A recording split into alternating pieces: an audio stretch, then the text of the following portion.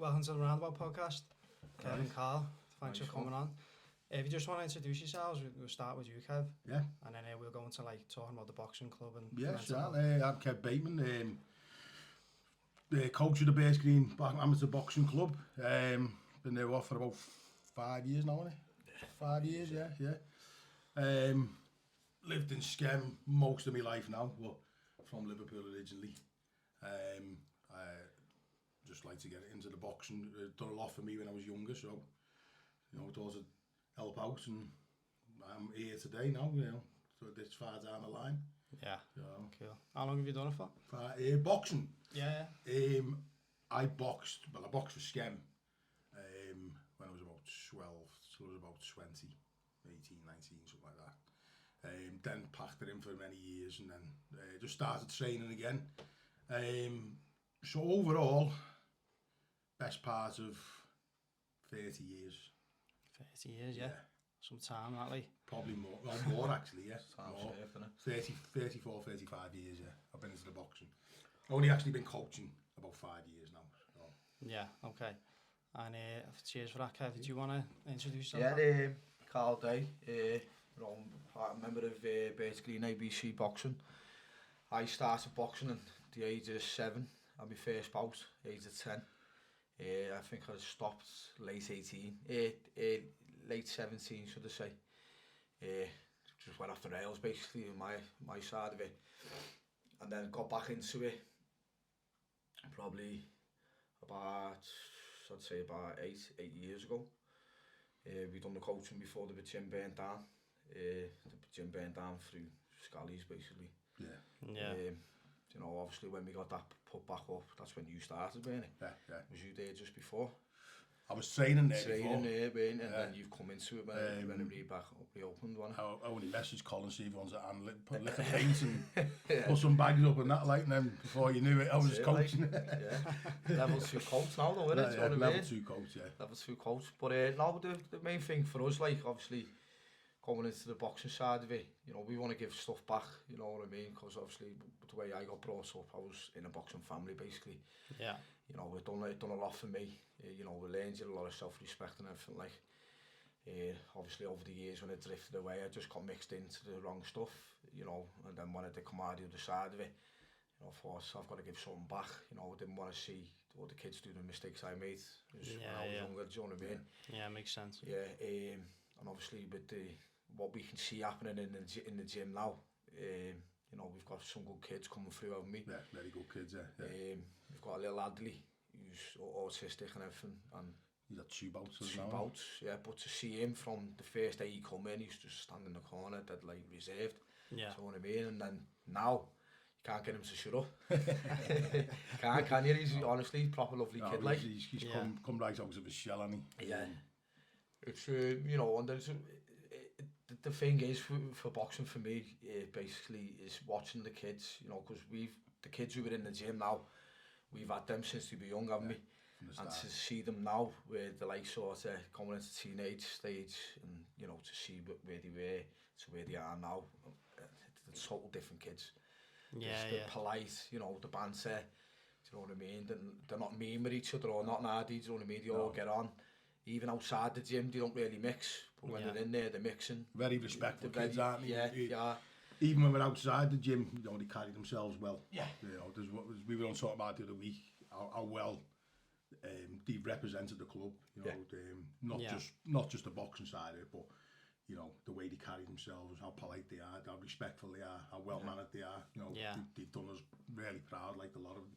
It's like its own little family, innit? Yeah. These all stick together in well, there and that. You can see that, because when we've got, one of the kids will go boxing somewhere, after the kids in the gym, can we come? Yeah, they're all there. And they're all there supporting, do you know what I mean? And to watch that bond out of them, because these kids once knew each other until they come into the gym.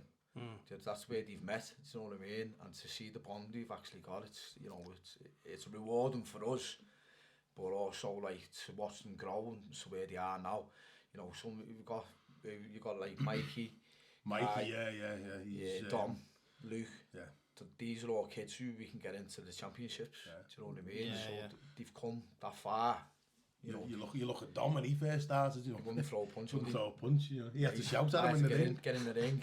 you know, come on, hit me. No, you're in boxing, you're going to have to do it. Yeah, no, yeah. No. And now, He's a different animal now, isn't he? he's different, like. I think it's a social side as well, though. Yeah. Where you mentioned that, like the lad with autism. Yeah. He said he's like in his shell and that, and now he's like overcome that. Yeah. So he's massively overcome it. I mean, he's fist pumping everyone in the gym. And he walks around everyone, doesn't he? He's done his own little challenge the other week, didn't he? He wanted to raise some money for the gym.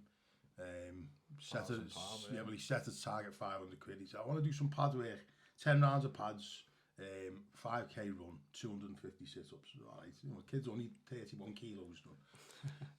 Within a day, he did his £500 target, so he upped it, and then he done £1,000, and he smashed it, didn't he? He absolutely smashed it. But to see him, the joy on his face when he'd done it, you know, it was unbelievable. Like, this was a kid who was so reserved when he come in the gym. Yeah. You know what I mean? And now he's setting his own little targets and smashing them. And even when he boxed, you know, his first bout, couldn't get the grin off his face. No. Yeah. He's smiling in the ring. He's smiling in the ring, smiling between rounds, you know what I mean? It's, to see what it's done for somebody like Hadley, it's, you know, it's unbelievable. Even I, going into coaching, didn't realise how much joy you get out of coaching these kids. You know? I had no idea. I knew what it was about, but I had no idea how much joy you get out of it. Do you know what I mean? It's just to see it actually happen. It's just fantastic. You know? You're like proud of them. It's like Colin with us years ago. Yeah. Do you know what I mean? He was hard Colin with us years ago, but he would have been feeling the way we're feeling towards us. You know what I mean? And it's when you're boxing, you don't see that. You don't see that side of it. You don't get shown that side of it. No. It's only what we've learned ourselves. You know what I mean? And it's brilliant. Like, I think though for the kids as well, like what they learn in there, you can take that outside as well. Yeah. So like it's keeping them off the streets 100%. And that. Streets, the main thing is like obviously with what's going on in Scum at the moment. You know, you're hearing about knives and everything. For us, to keep them kids off the streets is, you know, it's rewarding in itself. It's teaching them to defend themselves as well, like. Defend themselves, but it's teaching them to walk away as well. Do you know, you don't have to always, some pose in life, you don't want to be standing there trading, do you know what I mean? So it's teaching them to realise, you know, what's right and wrong in things, and to walk away.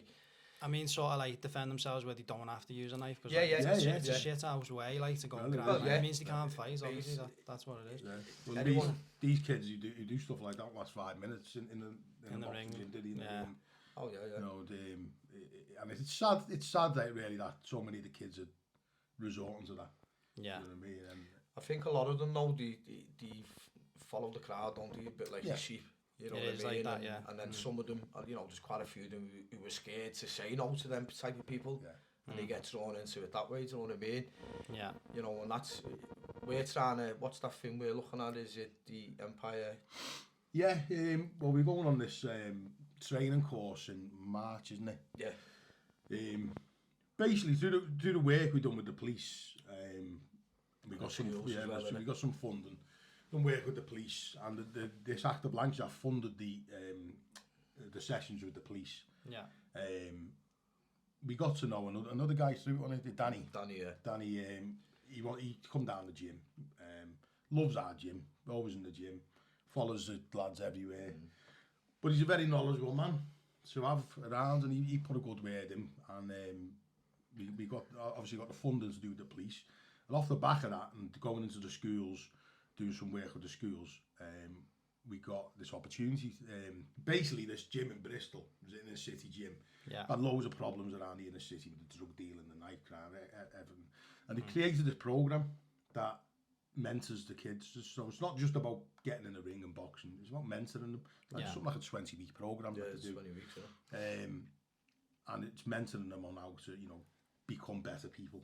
And it does loads of work at the pupil referral units, so like, you know, the kids borderline exclusion in school, antisocial behaviour, mental health side. So we've been selected now to go on this training course, and then we get 12 months of support off that training course to basically structure the gym and to give as many kids you know, the chance as possible. Because, you know, we're volunteers in the gym, so there's only so much we can do. We need to access funding to be able to open it up to a bigger scope. Yeah. And this is what this is going to do for us. It's going to put us, you know, in the right direction, like funding wise. It's going to give us this, you know, the experience with the, you know, the program that they deliver. So we'll be able to deliver the program. So we'll be able to go to the police, go to the councils, and say, this is what we can do. This is what we want to do for the, you know, with these kids. Yeah. But obviously, we need the funding to do it. We can't do it for, you know, we do the boxing gym for nothing, but you can't do everything else. You can't do everything else for nothing. We can't give our day jobs. You know, who's going to pay our bills? Nobody. Yeah, I know what you so there's so much more we can do with the gym, but it's down to funding and money, and hopefully this will put us in the right direction. Do you know what I mean, to do it? You'd think they'd do it, you know, with it being a deprived area. Like, where you mentioned. I never knew this. We are, when we've been talking about it, we are in the top 10 most deprived areas in the country. Really? Yeah. Wow. Yeah. Top 10. Yeah. So we are. Scam or Westland? No, not all the Scam. No. Digmore, Birch Green, Tanhouse. So that area where our gym is right. We're in the slap bang middle of the most deprived areas in the country, top 10. Didn't know that. Didn't know it. I know. So we're right in line to be able to access the funding to be able to put these projects on. Yeah. So hopefully when we go, we'll know a bit more. The guys who set this up, they're coming to see us sometime this month, innit? Yeah. They're going to visit the gym, visit us. We're also having a visit off the Merseyside and Cheshire club support officer. Yeah. See how we develop the club, how to push it forward. And then we go on this course then, don't we? Which is a two-day course, and then you've got 12 months of support with it. Yeah. And there's various things that they do with this course. They can target pupil referral units, you know, with the kids who get excluded from school. Yeah. Which we've also, not so much the exclusion, but I've already done that when I've gone into the school. Whereas I went to Our Ladies, and they asked me to come in, and the kids that were being a bit unruly in dinner hour, come and do little sessions with them. And I went in and done them, and they were saying, we've got two kids out of the school. Yeah. Lucy, who's very close to boxing for us, and Kai, who's had two skills bouts, and then a contest which he won by unanimous decision. And that's within 7 months of him being with us. So it works. You know what I mean? It might not work with everybody, but it works. So hopefully we can push that further now. You know what I mean? I'm just going to have a break a sec. I'm just going to check the camera's still working. Sometimes it goes off, so I want to make sure. Will we carry on? Yeah, it's still going now. Yeah, that's weird. It's happened before, like me and Casey done one and it just cut off. Like a full hour been talking for there. So check every like 20 minutes. I'll see if it's still. I went down to Amsterdam once taking photographs and they got back and there was no film on the camera. Went to take it out and I just didn't start it. Like that was it. Look, pose. This is the days when you had film, do you know what I mean? The old days when you had film in the camera. For like our aim is as well, we want to try and open it, because the gym's only open 3 times a week. Do you know what I mean? And it's a waste because the building's just sat there, isn't it? It's a massive gym and it's kitted out well now, isn't it? Yeah. When you just going back to when you had that fire, how did you get the funding? Was it just all like off? Like that would have been the funding, because obviously we would have the building insured. Do you know what I mean? So we got the insurance, but we did. I'm sure we raised a bit of money as well in between, but I can't remember if that was a bit before though. It was before because the roof was leaking on it. So that's it. So we done the thing for the roof. We raised the money for the roof. Yeah, that's it. Oh yeah, I remember that. And then it got set on fire and it was shut for about 18 months, wasn't it? 18 months, yeah. And we lost some good boxers out of that as well. Olivia Holmes, who's what's she now? She's 7-time national champion. Yeah, where's she training now? She's in the Rotunda boxing gym. Ah, okay. Yeah, so I remember it when I was there. Yeah, she's on the GB squad now. GB squad. Yeah. Wow, she's done brilliant. Like, it's brilliant that. Yeah, so to see stuff like that as well. You're like, obviously look at the area we're in. That shouldn't happen. Do you know what I mean? Yeah. It's kids who have done it. Coming from scam as well, like you don't expect it. Yeah, so they probably really been at the back, didn't they? And set the lights. Wheelie bins at the back, set the plastic wheelie bins up and just went right up the door through the roof. It's mad though, like why would you want to do that when it's something like it's helping the community and that, you know what I mean? Like, to be honest, the building looked a bit... It was dead. It looked a bit derelict at the time, you know what I mean? Yeah. So, whether the kids don't, you know, whether it's not right or wrong, but whether they didn't even know it was a boxing club. You know, it didn't look in the best of condition. Now it's been repainted on it and new signs over them, so it looks good it now. Looks good now. Yeah, you know what I mean? It's, I've seen it. So maybe at the time they just thought it was a derelict building. You know what I mean? Set something on fire at the back, being, you know, little shits. Yeah. And they didn't know the consequences of it. But I think, like you were saying there, though, like, I think there's always a reason why the kids are getting involved in, like, knife crime, whatever. The people that are around, the people they're looking up to. Yeah, they're looking up to the wrong people. Yeah, and it's like, or they could be in, like, a difficult family situation, or you know, they're used to, like, they've got certain trauma. There's always a reason why there's always a reason. It's like when we do the safeguarding courses, it tells you what to look out for and stuff like that. You know what I mean, with your children and that. Like, you know, one for instance, they say if the kid's always there dead early, do you know what I mean, and then leaving dead late, you know, that's like a little thing you're meant to keep an eye on, because it could be something happening at home. Do you know what I mean? That's like a safe space for them at the boxing. Okay. So, you know, obviously, and with us now, we want to get that gym open as much through the week, even weekend if possible, do you know what I mean, as much as we can. Obviously, like Kev was saying there, we've got to have the funding, because we can't just give up we already give up a lot of free time to do it, do you know what I mean? And for us to be able to do what we want to do, to help as many kids as we can, then the avenue to go down is what we're going down now, isn't it, really? Because you look at the kids down, like, the concourse through the week with machetes and everything, you know. Yeah. Did you not hear about it? No. Yeah, apparently they were out where the chippies. I think it was where the chippy was, like, had machetes, and they're only young as well, like, do you know what I mean? Yeah. Someone got shot as well, didn't he, recently? Yeah, that wasn't far from the gym. Far from the gym, yeah. It wasn't far from the gym, yeah. And you wonder why it's in the top 10. I know. So when I speak to people outside of Skem, like, they always have this, like, thing about it, like, oh, you're from Skem, like, it's a bad place. Area. Because I live here, I'm used to it. Like, it's not like that for us. It's not. You know what I mean? No, it's. I mean, it's the same as everywhere. You know, it's the same as everywhere. Everyone's got its bad, you know, everyone's got its bad places and its good places, and you know, the problems we've got here, they're not specific to Skem. They're everywhere. You know, it's just that we've got to address the problems ourselves. We're just people at the end of the day, but it's like, because we're in an area, like, there's a higher percentage of that, like, of crime, of knife crime, whatever, and it's because it's a deprived area. There's not much. There's not many job opportunities. There's not many, like, there's not any for it. There's not.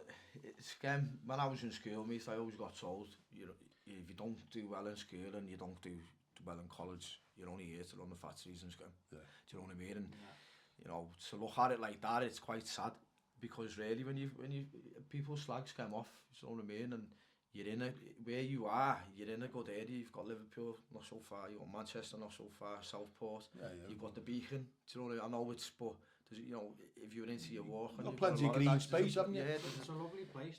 Exactly. That's what I mean. It's, you know, there's a lot. Nice areas. There's a lot in Skem what people don't realise is actually there, like. Do you know what I mean? If you just get out a bit instead of standing on the streets after these kids. You know, kids are not kids like the way we was. You used to go on bike rides and everything, you know what I mean? You'd end up biking to this Southport and stuff like that. Again, things have changed over the years and society's changed, and you know, me personally, I think we've grown a couple of generations of where people lost authority, respect for authority. You know, people would rather now, you know, if years ago a copper would get you by the ear and drag you home. If a copper's done that now, people would rather whip the camera out, film them, and have them all over social media. You know what I mean? So, what I'm saying is the authority, you know, I'm not saying we have to live in a police state or you know, be so under the thumb like a communist country, but you've got to have some structure of authority. If you haven't got that, you know, then it's gone. It's been taken away from teachers. It's been taken away from parents. You know, you know. There's no respect for the elders. No, there's no respect for the elders. Full stop. And that's been bred over a couple of generations. You know what I mean? It's not something what's just happened overnight. you know, we like to go back to the schools. People now would rather go down to school and kick off at a teacher for putting their kid on detention. Yeah. Than accepting the fact that the kid's in detention because he done something wrong. Yeah. And what the video, they're only showing a part of what's actually... They're only showing the worst, but they're not showing why they're in that situation, do you know what I mean? Yeah, they only show you parts of it. Only show you what looks good. What they want you to But see. it's the same as anything, isn't it? So I just think, the whole respect for authority is gone. One of the few places you do get that now is in the boxing gym or any martial arts gym. Any contact, any even contact football sport. and that, though, do you know what I mean? It's any sport really, because you're learning to, you know, like football, you've got to listen to your coach. Do you know what I mean? So you've got to respect the person who's so the levels of respect are there. Yeah. So that's in any sport. It's just. It was like that in schools. They used to like whack your hand and stuff. Yeah, I had the slipper in school. Put on the radiator to warm it up and soften it.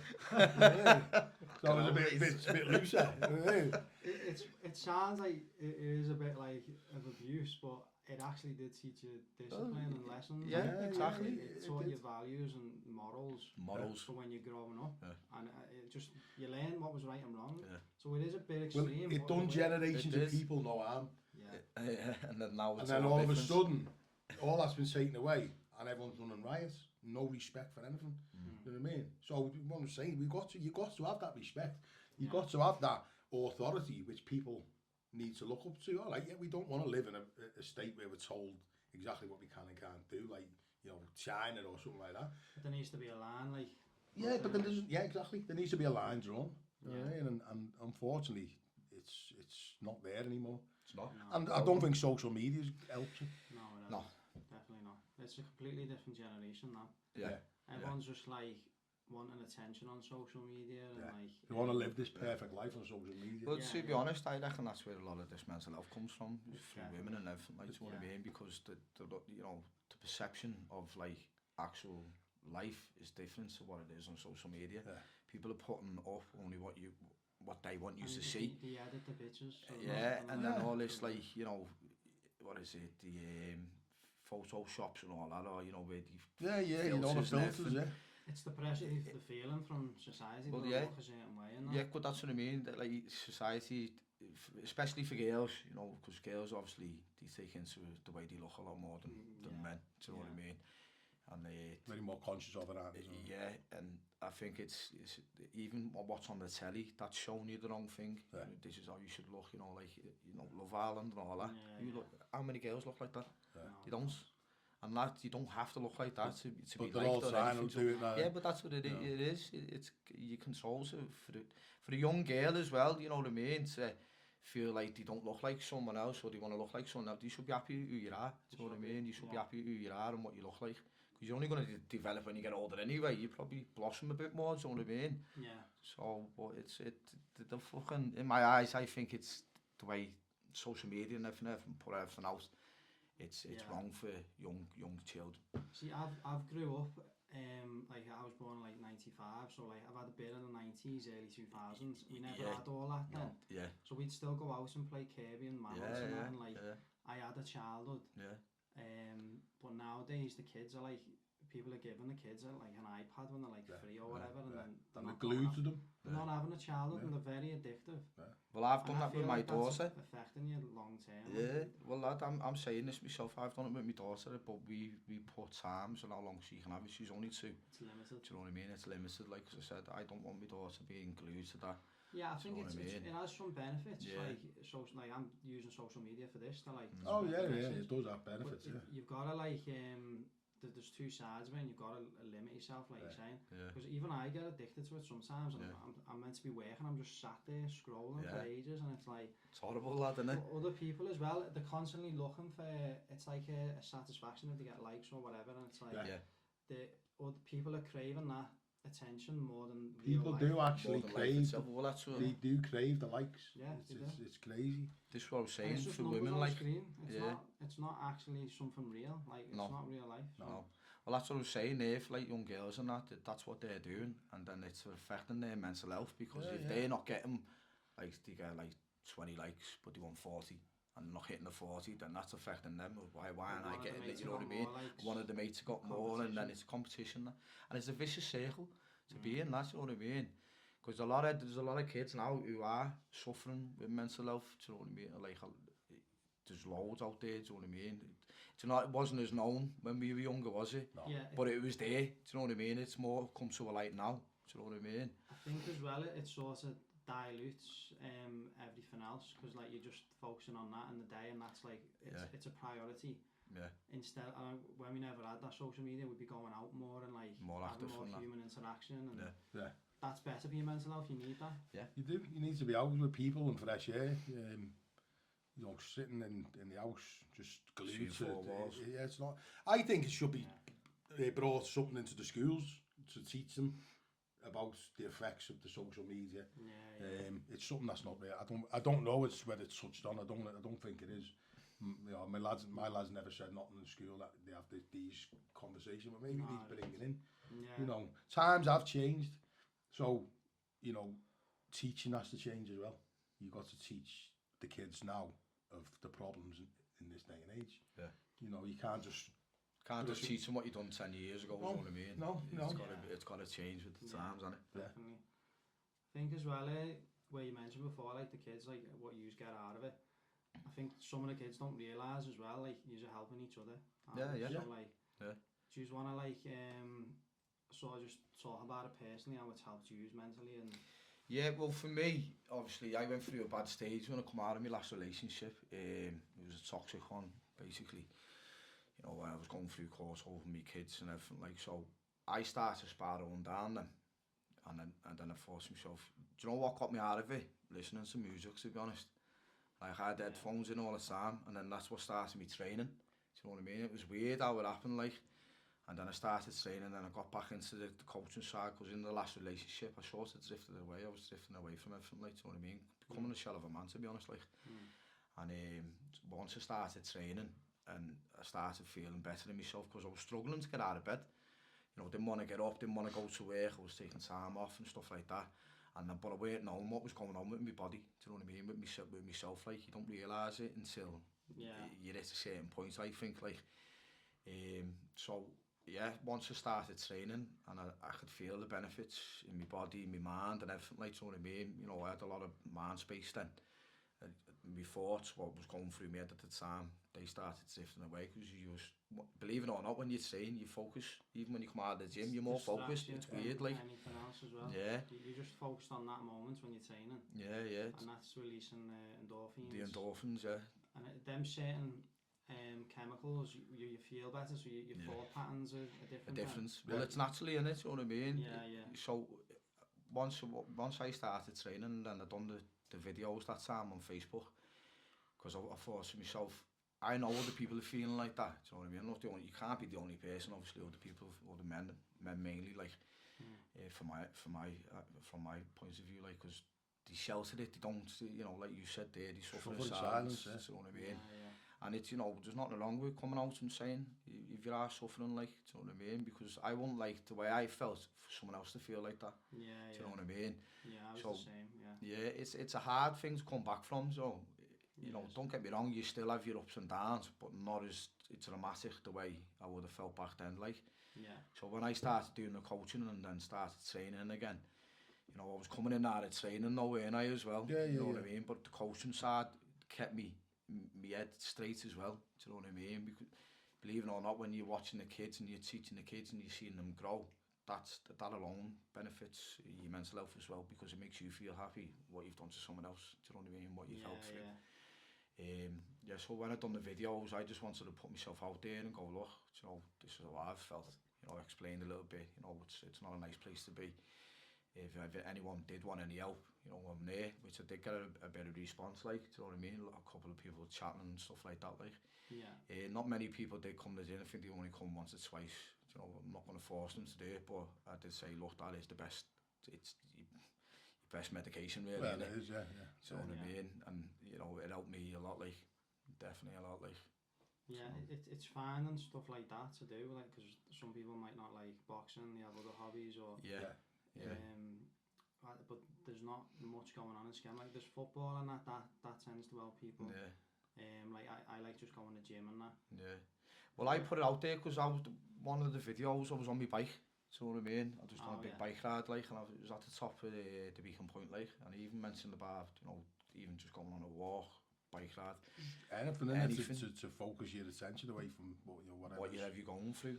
But the 4 walls, sitting in between 4 walls, is the worst thing you can ever do, like. Yeah, I think like where you mentioned that about school changing with the times and that, they should bring that into education as well, like mental health, how like exercise and has a positive response.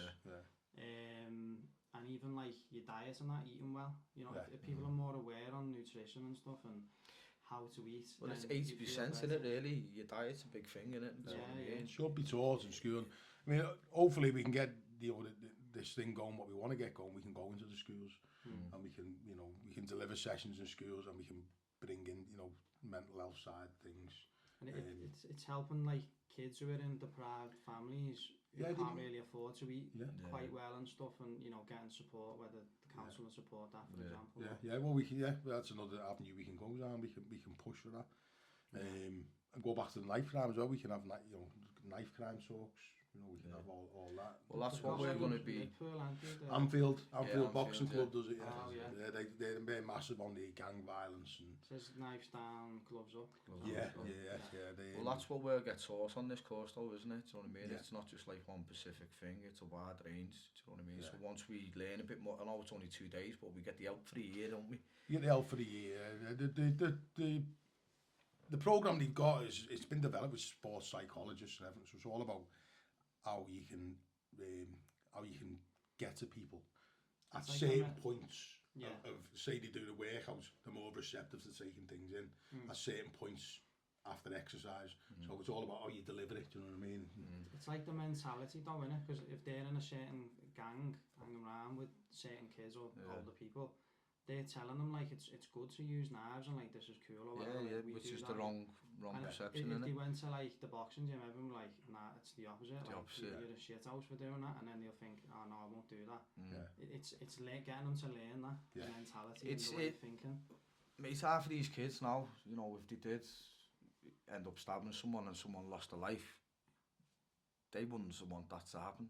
It's only when they pull back and you don't realise the consequences of what they're doing. And then the life's out the window. That's it, they can't, you know what I mean? Your life's short as well. If you're like wasting any time in prison, then that's wasting your energy completely. You're just stuck in a cell like 23 hours a day. Complete waste of a life, isn't it? It is a waste of a life. But these kids, like Karl just said, they don't perceive what can happen. You know what I mean? They're not just self-aware, they can't look at the bigger picture. So maybe, again, go back to the schools, maybe this is where it needs drilled into them. It's, as I was saying, isn't it? It's easier to build strong children than repair broken adults. I do remember though when I was in school, like the police coming in and showing us all the knives, people are using. And what they confiscated, and like big, massive, like. But unfortunately, now the police have been cut that much, and the funding for them has been cut that much. They can't do half. They're overwhelmed, so they can't do half the stuff. That you go on that, on the Facebook, and people are moaning at the police. Where's the police? They don't do this, don't do that. They can't because there's not enough of them. They're undermanned, and they've got bigger areas to cover. So it's all like you saying, it's funding as well, though, isn't it? That's what I mean. Funding, Money's probably one of your worst things, because if you haven't got the money to start off to do what they need to do, then they can only do up to a certain point, like with the police.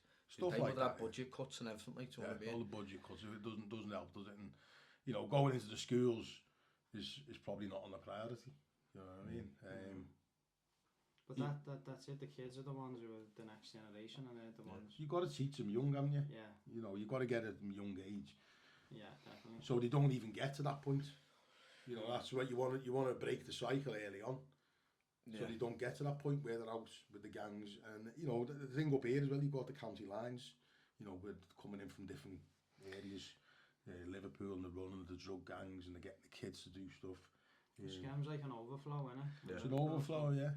So and you get the gangs coming up from like Liverpool, Kirby or whatever, and then they come over here and they get the kids running around selling the gear and doing the dirty work for them. And because they're getting easy money, quick money, Yeah. They think that's the life, They you know what I think mean? Because the It's, fact, like, we're in an area, like I said, there's not many job opportunities, Yeah. so some people are unfortunate and they're not, you know, as kids, like, it's a big thing nowadays for kids to have, like, designer clothes and stuff. yeah. If you're from a poor family and that's... And you can't get that stuff, but other people have it, then you resort to selling That's drugs. where they're going to go. They don't really, they think, I've got to fit in with society, whatever. But that's where these gangs know how to target these kids. You know what I mean? Vulnerable, so again, you go back to educating them, don't you? Educating them early, so they know what they're looking out for as they're getting older. They know that these things are going to come up. Don't get taught on that in school. No, you don't. You know, they should be taught and educated that these things will happen in your life at certain points. Real life situations. Real life situations, yeah, that's what it should be. With schools, could be life changing though as well, innit? You know, if you Yeah. did actually do something and, you know, that's ruined your life and you're young and stupid, you know what I mean? That it's something you're going to regret for the rest of your life if you do end up taking a life, do you know what I mean? Especially messing around with knives and stuff like that. Yeah, it's life changing and really, innit? Some of the stuff I was taught in school, I was like, I've not used. You don't. You don't. You don't. Not relevant at all. No. Have you used algebra? I haven't. No, it's like certain things, though, teaching you how to handle money, you know, getting a mortgage. Well, That's what you should do. These things should be in it. And stuff like that. It's mental health, everything. That's the most important part. I think now with mental health, I think that is coming into the schools because there's a lot about bullying. Do you know what I mean? And that all falls under the category of mental health as well, because the person who's getting bullied, they're going to be suffering. Do you know what I mean? So there is a slight, but it's only targeted at the bullying. Yeah. Not through, you know, because mental health's a wide range of stuff. It can be, you know, it's not just one type of thing, is it? It's a wide range. Do you know what I mean? Some kids in school are like really nasty, and you don't like. Some of them change when they leave school and they realise like I shouldn't have been like that. I was a knob. Yeah. But there was my brother was saying that there was some girl in Birmingham, she got bullied all the time and she ended up killing herself. Yeah, it's sad to hear. It's like, but then the kids haven't realised at the time, they're just thinking they're having a laugh or whatever. They don't realise the consequences, what they're actually doing. And sometimes like you can have banter with people, but it's like sometimes they go too far and like they're trying to disguise and say it's banter, but it's not really. There's something malicious behind it. And it's like when it's constant every day and that person's not like you get the signs if someone's not like they're not having banter about it, it's annoying. You can see when it's getting to them. You can, it's like some of these kids who do stuff like that, you know what I mean? They don't really, I don't think me personally, they're seeing the signs of what they're doing to the other person. No, they're not. Do you know what I mean? And what it's like when they go home and they're thinking about it, and they're thinking I've got to go back to school and deal with that again. Yeah. It's at night time, innit? When you're in bed. That's when your brain takes away the most before you got trying to get, because you don't just close your eyes and go to sleep, do you? Your head's still ticking over. It's like they have to go to school. It's the parents like you're going to school. Like it's not a choice, and it's like they're getting forced to go into that. Into something where they're getting bullied, and then you know what I mean. It's like if you're at a workplace, don't like it. Like nowadays, you can leave or look for something else. Look for something else. School, you can't. You can't just keep on going around schools until you find one, can you? Do you know what I mean? Exactly. And sometimes people don't talk about it. Like I don't think she spoke about it to the teachers or. No, some of them just keep it themselves, don't they? People feel embarrassed because they're like some of the kids like saying they're nasty and that, they'd be like, if you tell a teacher, then we're like. Well, see, goes back to all that stuff about grassing. This is you know that they don't want to grass on them because then they'll get it worse and all that. So it's a sad situation, but does need addressing. How they address it now, I don't think is the right way. You know, it just seems to be if a kid's getting bullied, they get them in, talk to them, and find them back out, and there's no deterrence, is there? You know what I mean? And I think the kids who are doing the bullying, they need educating to see what they're doing. Yeah. And if they're consistently bullying, then there needs to be deterrence for them, doesn't there? Yeah. With the boxing as well, they're like they can defend themselves and whatever, but they don't use it as like. See, that's to bully people. They learn, like you're saying, the self-discipline and how to treat others and how to be a better person and that. You see, that's the thing. Like with me, when I was growing up through boxing, you'd be surprised how many people that try and have a go with you just because you done the boxing. Yeah. Do you know what I mean? And like over the time, and even when I stopped boxing, it was still happening to me. Like, do you know what I mean? People used to say, "Oh, it must have been you." It's like, no, you're just standing there, and people, because you've got a name as being a boxer, they try and target people Wanna like that, prove you know what I mean? themselves, Yeah, and you know, it's a sad way to be really, because when I was in boxing, you know, it does teach you not to, because I always used to get told you're classed as a weapon. Yeah. Do you know what I mean? Yeah. You're classed as a weapon, so you're not going to hit someone because you can end up in neck. No one wants to be in neck, do they? No one wants to do it, you know, so that's another scare factor, you know, obviously, but it learns you yourself not to go out and hurt someone, because you can see what you're doing to the kids in the gym when they're sparring, you're hitting them quite hard, aren't you, so what I mean, then go and doing that with your bare knuckles on the street, only takes one punch and you hit them and they've hit the head and they're dead, aren't they, You learn self-control in the boxing. It's a lot of self-control, yeah. Because you know you can, like you don't have to prove it. Then. You don't have to, but there's kids out there who, you know, who probably would go into a contact sport and then go and use it, but that's only like a 1%. Do you know what I mean? Yeah, it's a very small. Yeah, the pros will outweigh that. Yeah. And definitely. any decent coach wouldn't have that. They wouldn't have them in the gym. Wouldn't tolerate it. No, wouldn't tolerate it. No.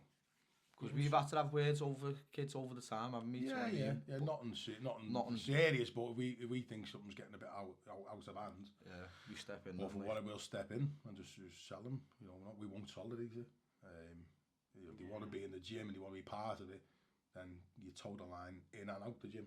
You know, that's the way we run it. Yeah. And it's the way it's got to be. And it shows with the kids we've got. It shows that they're all fantastically well-mannered kids. Yeah. And yeah, banter, they have a laugh. Oh, mate, they're funny on some of the shows. And yeah, they're funny, they crack us up. But you know, these especially now, because obviously when the gym was got set on fire, it shut down. There was, you know, a big portion of it missed then. The gym opened for 12 months, wasn't it? And then COVID shut it. Oh, yeah. So we're only now really seeing the benefits of what we've done. Because we haven't had the full we haven't had the full good run at it. Yeah. And now we got this, you know, this is the first full season. The kids have grown, haven't they? They've all been together, you know, and they knock hell out of each other in the gym. But the respect they've got for each other, you know what I mean? They knock shit out of each other, and then they're just, you know, best mates. Just gonna check this. Yeah, go ahead. But I'll say it again, like, but it's like when yeah, we're still going. they hit each other in the gym, don't they? And they acknowledge oh, yeah, he didn't half hit me with that good body shot and stuff like that. Gone off like a check. You get that, just the battery dash sometimes.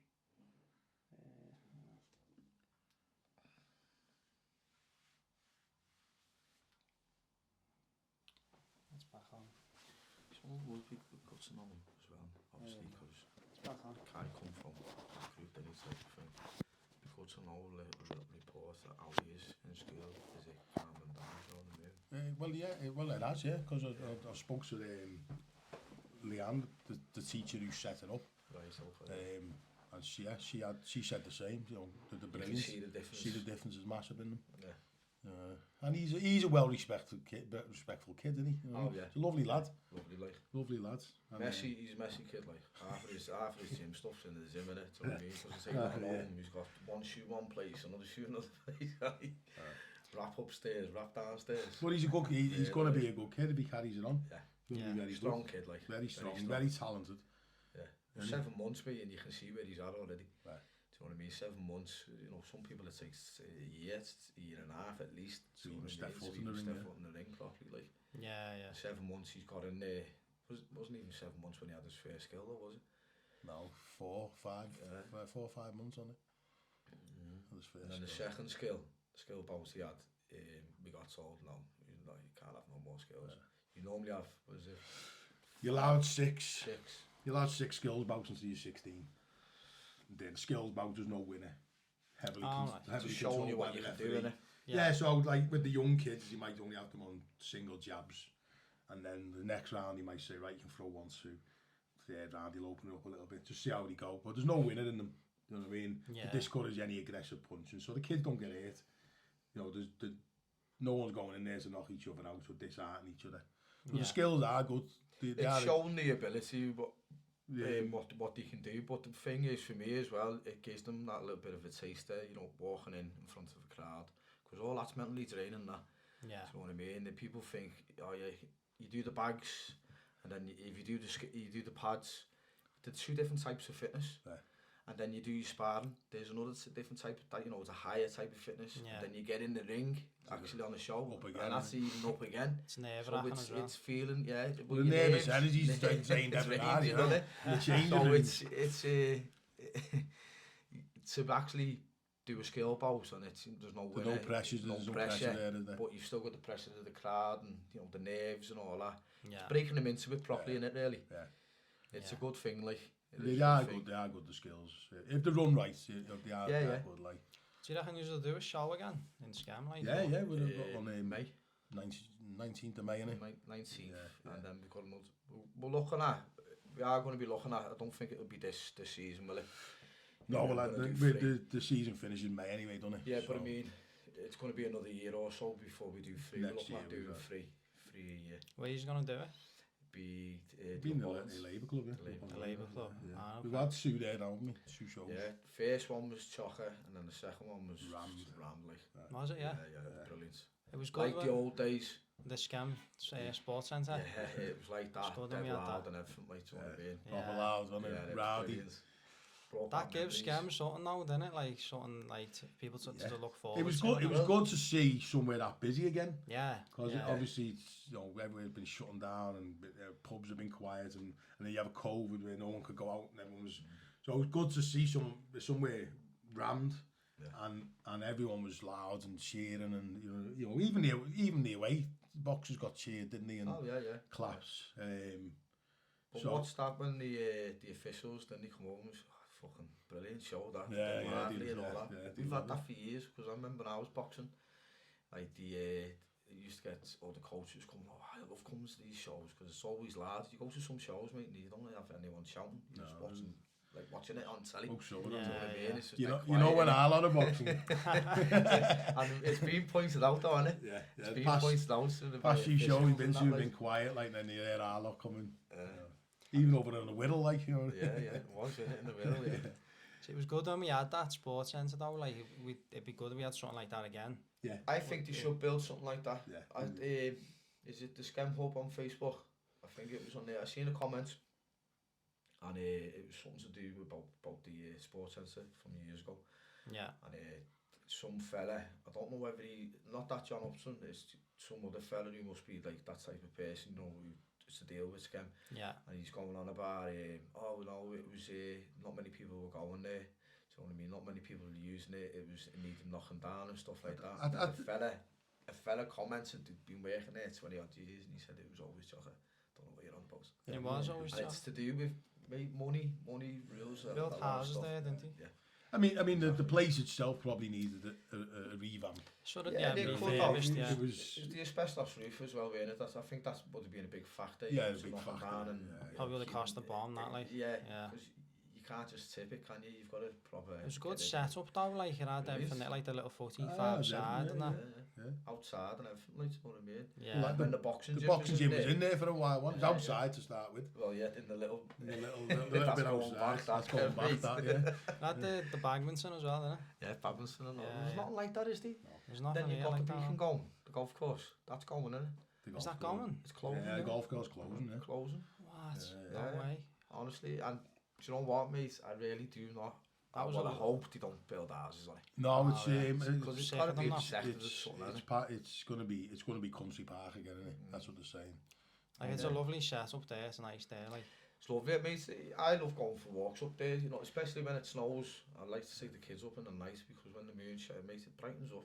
Yeah. You just said it's not making enough money as a golf club anymore. It's not viable to keep it open as a golf club. Well, Bateman was meant to be going. They're the same company, aren't they, who owns it, like? Yeah, Circle. Is it the council? No, Circle took over. Circle took the golf club over as well. Did it used to be the council, the Bateman? I'm not sure, I think the council still own it, and then they get people in to run it. That's Circle. They run the golf club, and obviously it's run it. That used to get busy as well, didn't it? The golf club. Yeah. I used to go to the driving range. There used to be 200 members at one point. Did it? Yeah. But now, I seen a video that Big Colin sent me.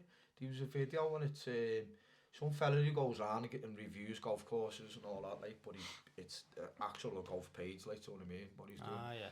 And he goes on about it, and he goes on about how it's just been wrecked not fly tipping, He's done landfilling. landfilling, you know what I mean? Basically, I think he's slating, what I noticed, he's slating the council for letting it happen. It's like you know this what I with mean? the Toby now, like that's just Yeah, gone. That was a good place. That was like, a good place to go. it's got a lot of potential as well. Like the back area, like there's no like bigger pub in Skem than that. No, like there could be a few different businesses in there, like the beer garden part. Yeah. Like have you been to the wharf in Bearscow? Yeah. Could have It's been like a that. little square thing with a few different bars and restaurants and whatever. Like I think that'd do well. Is that near Sinners? Yeah. Sinners Club, it But is. that's a similar size to there. So what? Probably the Toby's probably bigger, isn't it? Probably Really? bigger, yeah. When you think about it. They had like just a few, you know, they've got like a few gazebos and that at the back there. Yeah. Just something like that. There, isn't it? Yeah. That's the thing as well, you know, lockdown as well, it's wrecked so many businesses, you know what I mean? Especially these small town businesses. Some of them haven't probably recovered, some of them are probably closed. Look at the pubs that are closed. Now it's with the energy in that as well. Yeah. The energy's going to cripple a lot that's more, isn't it? Thing, Lecky and everything, innit? It's going to cripple a lot, like. Yeah. Like we're finding it hard just as, you know, average people, you know what I mean? Imagine these businesses who, the lights on all the time, restaurants and all that, you know what I mean? There's a lot, but everything must have gone up for them, like. You know, like Bearscow, I think there's like 12,000 people in Bearscow, and it's always chocker in that area. I know. And like Skem's apparently got like 60,000. And it's not. So, it's mad, isn't it? Like an area like that, if it opened up, and then like it attracted more people, and it'd attract people from like Parble, Bearscow. Yeah, it's come round to like closer areas. If you just add something good like that, then it'll just. Well, it's mad, isn't it? Cause this is going a little bit off the subject, but look at the B&M's and that is. They're going to open another Poundland thing.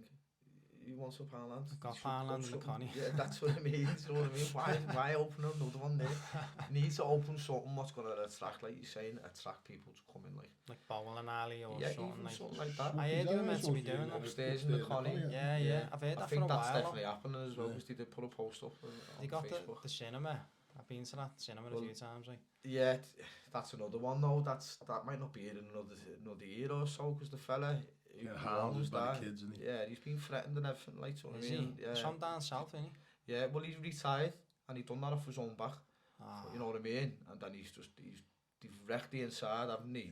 You know, the way you walk in, he smashed all the signs on him and all that, threatening him and everything, like. It's cheap as well. It's like £6 or whatever. It's dead cheap, yeah. I try and go there when I can, like, you know, because I want it to stay open, but. Yeah, no, it's best to support little businesses like that, you know what I mean? Especially in Skem now, like. That's the thing you'll find, though, you know, especially around here, people will moan after the fact. Like they'll moan about the Toby shutting, but you go in there, some nights there'll be 2 people at the bar. Yeah. You know, they moaned about the Prince William. They had a meeting about the Prince William shutting. There was about 150 odd people turned up at this meeting. Now, them 150 odd people had turned up at the bar the following fucking week. Yeah. They might have helped it. Yeah. Do you know what I mean? But that was a bit out the way as well, wasn't it, the Prince William? Yeah, and but the it was always busy though, it wasn't was lovely, like. And in the back, like, years ago, it was busy, weren't it? But then, like, I think the past couple of years, it just went. It did die out, like, because I remember speaking to the fella. He joined up with what's the name who ran the Toby? Karl. And then he ended up taking back over the Prince William, like. And I was speaking to him, and he was like, "I just want to get it going because it's a lovely spot. Yeah. You know, we only have to walk through there, and you were there, like." So you could have a couple of pints, whatever, a meal with the family and everything, and then you could walk back on a summer's day. Yeah. None of that. I think the thing with pubs now is just the cost of it. You know, costs. Well, my mate had the village, didn't he? Yeah. You know, and it was costing them thousands every week before he'd even make a penny. You know, you need people in the bars, and people don't go out like they used to years ago. You know, the generations ago, the dad would go to the pub on the way home from work, the granddad would go to the pub on the way from work. Doesn't happen now. Maybe that's down to like cost of living, or whether people are more health conscious now and don't want to drink every single day. Years ago it was a done thing. Now it's not. People are more health conscious. Like I say, the cost of living.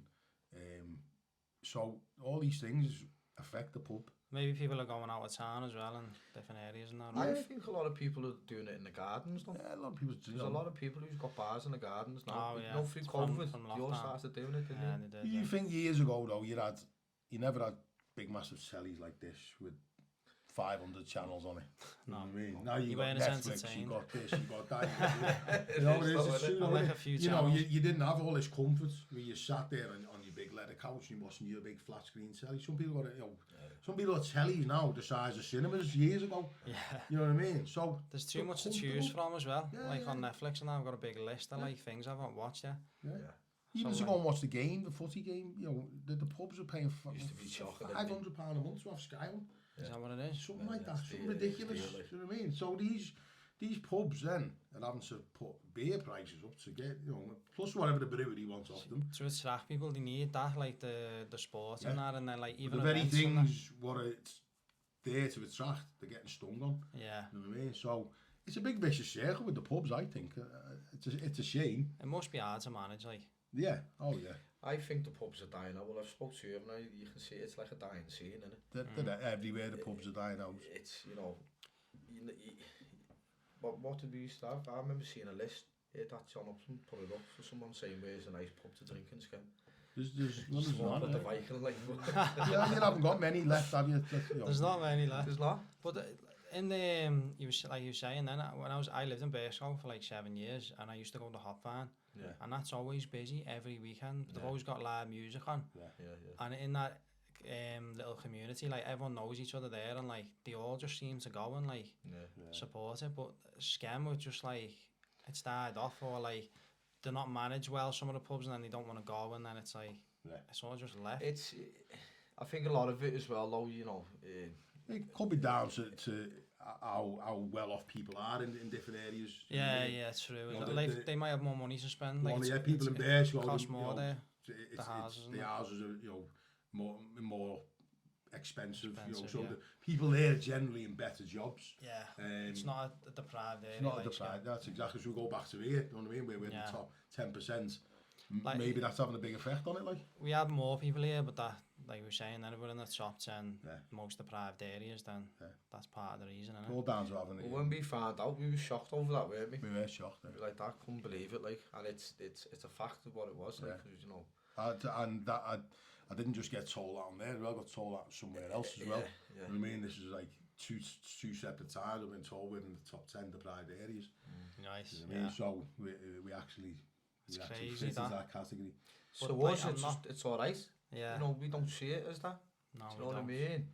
I mean, our people gym will stay there is, all their lives. Even some people who've come into money still stay there because they think it's the home. they're not bad areas, are they? You know what I mean? Let's face it. I think if you're like from there and you've been brought up there, then it's familiar. You don't see for a person coming in and never been in Skem, then they probably see it more than what we would. Yeah, we probably don't see it. It's like to the norm to us, isn't it? Yeah. I mean, our gym's slap bang in the middle of the council estate, isn't it? Yeah. Literally, like. Yeah, literally, yeah. So we couldn't be in a more deprived area because we're borderline townhouse. We're right on the edge of Birch Green and right in the middle of the council estate. So we are classed as one of the most deprived areas. So going back to what we're planning on doing, hopefully we can get enough funding to open it up and help out a lot more. Yeah. See, I'm from Old Skem, and like that's not as bad. No, it's not. And I was like on the edge near Bickerstaff, near the footy pitches and that. And even I, like, sometimes if I went into Digmore and that, I'd feel like a bit not as like comfortable as I did in Old Skem. I just, because I'd heard about knife crime and that, I'd just be like a bit more wary in that. But and that's even me, so if it's someone coming from outer Skem. But I've got good mates from Digmore and that, and like the good people, you know what I mean? It's like, it has a bad name for it, but it's like there's some really good people. I think growing up now it's probably a bit more prevalent than when I was growing up here. I was growing up here, I didn't care where I went, but that was a different generation, really. You know what I mean? And I come from Toxteth in Liverpool, so when I moved up here, it wasn't bad at all. Is even like parts of Liverpool in the top 10 deprived areas? Yeah, they will be. Toxteth and Anfield. I'm not sure about Toxteth. I mean, Toxteth now is quite a nice area, to be honest. Like, is it? Yeah. Yeah, you go down there now. There's a lot of development gone on down there. When I lived down there, it was in the 80s, 70s, and 80s. It was like it was like Beirut. It was run down. The riots, the race riots. Never recovered after riots for years. Everyone was burnt out. You go on the internet and get pictures up, and it's literally like you showed me a few pictures. The war zone. What's it called? The race riot? The race riots in Toxteth, 1981. What was that for, like?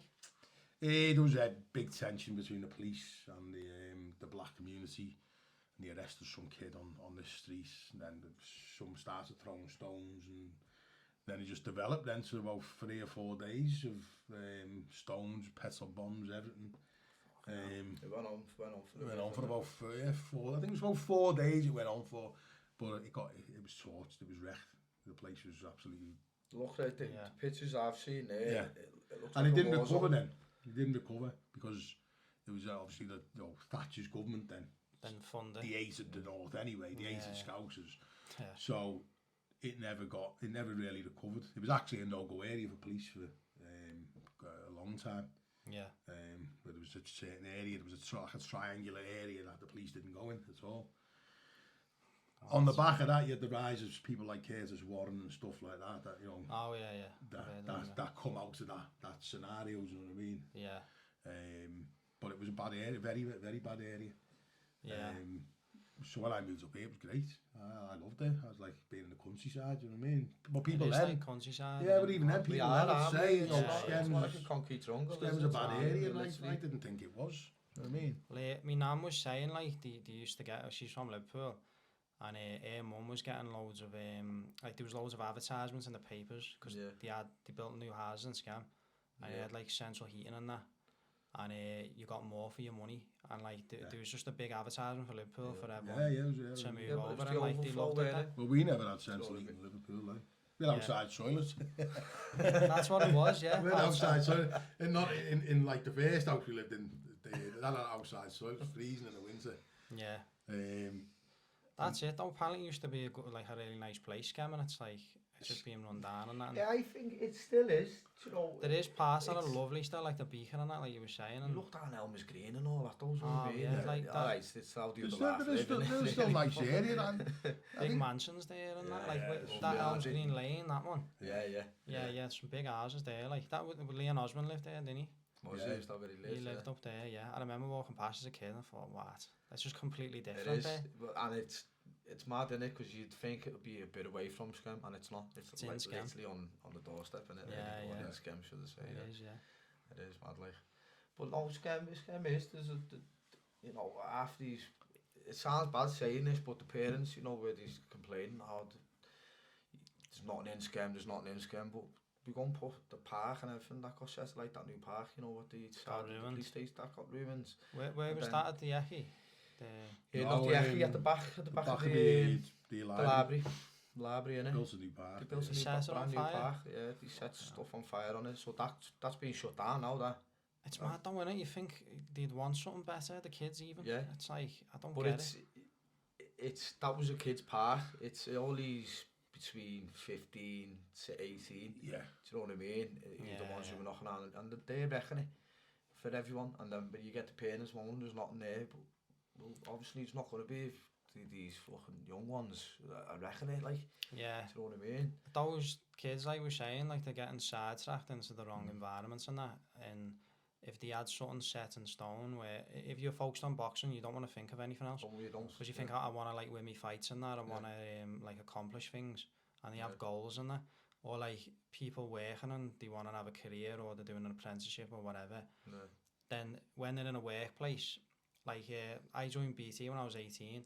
But before that, I was involved in like silly shit and that, and just knocking around with the wrong people and that, getting into trouble and that. And then when I went in that workplace, like just the environment I was in and everyone else, they sort of taught me like, changes life lessons, like, you want to achieve things, you see a different side, don't you? And then I just got like secluded in that then, and that's all I wanted to do. I didn't want to bother with anything else. I think a lot of these kids, they just need a chance to do something constructive or be part of something. Yeah. Or showing that there is something. Showing that there's something different. You know what I mean? We've all been there. We've all done stupid things. We've all been little scallies and got up to no good. But then this is where you go. You need people like us to go and tell them, look, you know, Yeah. it's stupid, you know, Yeah. you don't have to do this, you can do this, or, you know, it doesn't necessarily have to be boxing. I think there should be a big push on all sports. Yeah. It's finding what they're good at as well, even in the career, you know, everyone has their own skills, everyone's different. That's what I'm saying. You know, you can't expect everyone who comes to boxing to be good at boxing. Yeah. When they used to have the college at Glenny, yeah, they used to do what is it? Where they all acting and all that, like, so what I mean. There used to be a lot of that there, but people could go in. Yeah. They should open something up like that, because not everyone. Acting. Yeah, you know, okay. They're all acting the and arts stuff and like that. that. Like that, the art centre now, don't they? Is that there? Is it? Yeah. The art centre on the screen. I think that does us. You know, but little things like that, you know, because obviously sports are not for everyone, are they? No. Do you know, at the end of the day, like, do you know what I mean? It's like what your Callum done. He done the guitars and everything. Yeah. Where was that? Down the E-rooms on it. The E-rooms. Well, my partner's little lads, my step-lad, like, he's starting to get into it. He wants to do it all. Do you know what I mean? Yeah. So little things like that, they need to be known. Kids need to know that there is stuff they can do. It's not just sports. Do you know what I mean? They need to know that there's other things. But there also needs to be in place, you know, the funding available for the kids who can't do it. Because the kids that go to these places, the parents can afford them. It costs money, doesn't it? If you can't afford it, then your kids are not doing these things, and it's that. Yeah. That's, I think that's the bridge that's got to be. See, they've got to have people who can, like, advise them as well, or point them in the right direction, understand what they like and what they're good at, and, like, just put them somewhere, and, you know, where it's funded, or just get them in that path, like, and on that path. Get them on the right path, basically. Well, that's what this thing's about as well, isn't it? Because we're not just going to be doing the coaching side of it, is coaching boxing. You're helping them get back on the feet and mentoring them, the jobs and everything, aren't you? You know what I mean? Yeah, there is that side of it as well. They do one part on that Empire does one part of the program where it's developed for 16 to 24 year olds, and it's working with their local businesses as well. So you've got them in the gym training, you're mentoring them to learn how to look for jobs. Yeah. You get them on work experience, and then possibly into careers as well. So you're working with local businesses as well. Yeah. You know what I mean? So that's another thing that we can look into. When someone's in a secure job as well, and it's like they've got too much to lose then. And they can earn the money themselves and get the things they want. Yeah. And they just think, what's the point in getting involved in all, like, selling drugs or, you know, knife crime and just all the shit and that, like. That it's getting them onto that though. Yeah. That opportunity. There's, like saying, there's opportunities out there. Do you know what I mean? But there's not many in Skem. Like, you know, it's, you know, Wigan. That's your closest where you're gonna be. There's more opportunities. Wigan, Liverpool and stuff like that. There's quite a lot of with social media now. Like I was saying, there's some good sides to it. Like there's a lot of, like, entrepreneurs now, and they're selling, like, you know, like sweets and stuff, or or like my mate's got a clothing business, White Threads. White Threads. That too. He does the sport gear. So, like, he's done that himself just off learning social media, and, like, he even went on, like, YouTube to there's a lot of people who attract new people and that, and there's a lot of people who've used it to their advantage and done well out of it. Right. It's knowing how to do it though. It's knowing how to do it. It's knowing how to do that, like. But I think like, for us, with us doing the boxing and that, like, hopefully if this thing comes off for us, to be in the next, say, 5 years, say. Yeah, it's going to take a few years. It's going to take a while, but hopefully we can help a lot more kids than what we're getting into the gym now, like. Because we'll be able to go out to more schools, even wider it a bit if it push comes to shoving it. You know what I mean? Like, go to Up Holland, go to his Homescare school still open. Yeah, we can go out into the schools and do talks in schools and do sessions in schools, and see what comes of it. There's loads that we can do with it. I mean, there's you know, there's kids who could come to the gym, you probably can't even get the gym. So you know, that's another area of funding we can look at. You know, can we get these kids to the gym? Maybe get the funding to set taxis and to get them backwards and forwards from the gym. Even pay the subs. Yeah. £3 not not much, but to some families it is. Yeah. Do you know what I mean? Especially now with everything going up, you can't go and buy a small bag of crisps like you used to for 50p mate to the pound now, aren't they? 125 and stuff like that. You know, so these little £3, it is big for some families, like. Yeah. So you're doing your bit, like, for the community, but it's like all the other stuff we spoke about, like, it's how do we get the council and that to do that, or the local MP to...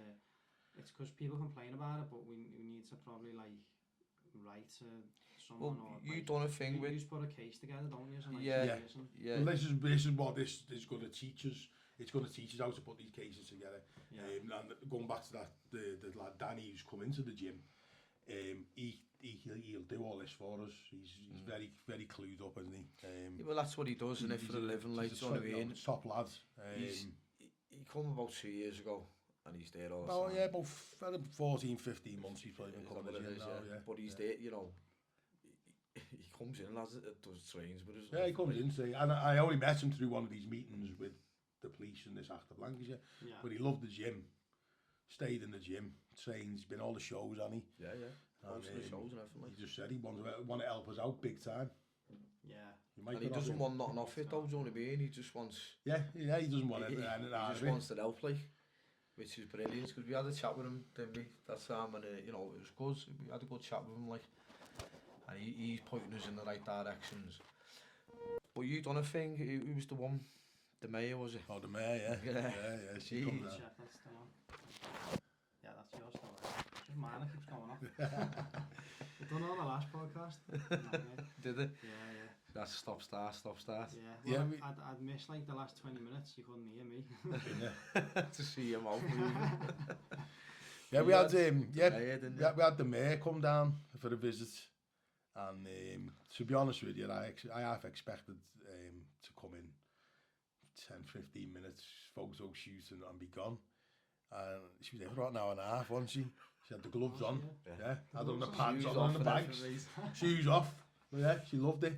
She absolutely loved it. And then we got invited to a meal thing. Got invited to what was it called? Was it It was an afternoon tea thing, wasn't it? With the mayor. Nice. And where was that? What happened? What it fell through for us, didn't it? The Queen died. Yeah, the Queen died. So obviously then it all changed. Do you know what I mean? Yeah. I can't remember what it was called. It had this title. It was a funny sight. It was like a proper posh. Yeah, afternoon tea, like, you know, sandwiches. Put your pinky finger. Like. I was gonna say you with me. No, that's what I'm saying. Imagine me and you locked up there. But no, she loved the gym. She loved what we were doing. She got stuck in. She got stuck in. She had a genuine interest in what was happening, the backstory of the kids. Spoke to all the kids, and she was there for about an hour and 20 minutes or something like that. Like, so hopefully, you know, that's an avenue we can go down and get them, you know, like people like that involved, because if she can push it, you know, we might get somewhere. The fact is, it's had an impact on her. For her to go away and then invite us to a thing, because it wasn't like the next day, was it? It was a couple of weeks later, do you know what I mean? So you can tell it was still on the head, what she'd been doing. So I got an official invite on email. That's what I mean. So we had an impact on her. Yeah. You know, she could see the good what was coming out of the gym. The kids, you know, because they're all smiling in the gym, aren't they? Yeah. So it's a happy gym. Yeah, it is, and that's why Danny liked it. Yeah. He said himself, it's the vibe in the gym. He said everyone's sound. Yeah. He said you can go up, there's not one person you can't talk to. Yeah. Do you know what I mean? And it's a safe place, isn't it, really? Especially for these kids, like, do you know what I mean? Yeah. It is. Yeah, I mean, you're still getting them in now, aren't you? What's the girl who's been coming in? Yeah, I know what you mean. The one with the braids. Yeah. And then we've got Lachlan. Lachlan's been coming in, yeah. He's coming in. He's in the care system, Lachlan. Yeah. But they bring him down. Loves it, doesn't he? Spars and everything, doesn't he? Spars, yeah. Had his nose popped the other night. He did. Yeah. Twice. Got him out, stopped the bleeding, so they get back in and he popped again. Mine used to pop dead easy, just did it once. Didn't it? Pop burst everywhere. But how many kids has had bloody noses there the other day. Oh, there was loads, yeah. So I've took the kids and I've said he's gone upstairs like with the boxes. So I said, I'll do the kids and I've come upstairs, mate, and there's blood everywhere. And I was like, what's going on here? Should everyone believe? Change that, like the cover on the ring, like. Nah, that's character, doesn't it? See, downstairs, we've had that for years, like. Sure, that was one of the old canvases from... I took the... I took some of them down to... Yeah, it probably was, like... I took some of them down to Rydal Gym in Bootle, Stanley Road. Was this with Rossi? Yeah, with Rossi and all them, and they've changed it now. It's all been done up now, but one of the old rings they had there, it was just so blood-stained, it was like covered in it, like... And I can't remember, who was it? I don't know who it was. One of the kids went to me, what's that all over the ring there? I mean, it's blood. I'm sure it was Mikey. And the face just dropped, like, in the ring, because he'd never seen a ring like that. It was caked in it, like, probably had 20, 30 years worth of blood on this canvas, like, you know what I mean? And his face just dropped. But it adds character. You know, at the end of the day, it's a boxing gym. Do you still do, like, the classes where it's, like, the boxercise classes? Yeah, we do that. Monday and Wednesday, 7 till 8 after the sessions. Because it's getting new people in. Some people might not want to go straight to sparring, so it's like the boxercise is non-contact anyway. So. Who's the lad who come from boxercise and he's wanting to box? Oh, Craig, yeah, that's it. I was going to say the lad who was back then. Craig. But he come from the boxercise. Has he sparred yet? No, because he had the medical and he's got away from it for that. He had the medical and got knocked back because he's diabetic. Yeah, so he's got to wait. So he's got to wait. He's got to get a letter off his doctor to say this is clear, that's clear, and then But until then, we can't spar him because if anything happens, you've got to make sure it's right. You need a medical to spar. Yeah. You've got to be if you any contact, you've got to be medicals and registered with England Boxing. Yeah. So it's all changed now. Quite strict on it, isn't it? Yeah, it's very strict now. It's very strict on it. It has changed a lot. Like, someone might have like underlying health issues. Well, yeah, he was who had a heart murmur. I'm sure it was Olivia. Yeah, even that. The heart murmur, your heart's going too. Is it too fast on the murmur? Is it? I think there's a skips a beat on it, murmur. Yeah. Okay. That's what I mean. So even that, if you're doing high tense training, something can happen, like. It's very strict now. We got to be. Defibrillator and we got to have a defibrillator in the gym. Have you got a defibrillator? Yeah. Got to have one now. You can't run your gym. Okay. Won't get when you register with England Boxing. You won't register without your defib number. So. Which is good. You do need them. Do you know what I mean? Yeah. But you don't know what's going to happen to you at any stage. Especially when people are going to peak fitness or whatever and putting on. Yeah, you don't realise how hard you're pushing in there, do you? You know what I mean? You're pushing it very hard, and you don't realise. These kids, they might have a problem that nobody knows about. We don't know it. They don't know it. The parents might not even know it. Yeah. You know what I mean? Well, we had one kid come in, didn't we? And he got medicals, and his blood pressure was through the roof. Who was that? I can't remember his name now. It was a while ago, and they didn't know. Even the mum and that didn't know. Blood pressure was like through the roof. So he was upset at the time, but his mum was made up that she'd actually come. Yeah, because she just found out. Because she just found out. You know what I mean? Worse off later down the line, innit? Yeah. Probably a blessing that, like. Yeah. And these are just the medicals to say they're fit to box. Yeah. They obviously have a medical before every fight, and then get checked over by the doctor after everyone. But it's a medical every year now. 12 months after have to have a full medical. Yeah, it never used to be, did it? No, you should just get one at the start. Yeah, I'm sure it was every 3. I think I last seen it, where it changed, and then it's gone to be here. But even before that, just one medical. But you'd always get like a little. It's not like a medical though, is it? Before you bounce, it's like you just check over.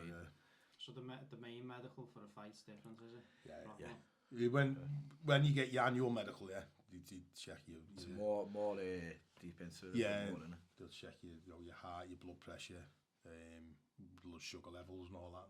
Yeah. So it is a lot stricter now than it used to be. Even the safeguarding, you know, it's Yeah. every 3 years now we've got to do safeguarding courses. Yeah. Not just safeguarding the kids, safeguarding us as well. You know. Yeah. Sounds good. Is there anything else you want to touch on, or I think that's it? No, pretty much covered everything, haven't we? Yeah, anyway, keep it up. You're doing well for the community. Nice one. Nice one. Cheers. Nice one for Thanks that. for coming on anyway. No worries, mate. Good podcast, that. Yeah, it's all recorded, like.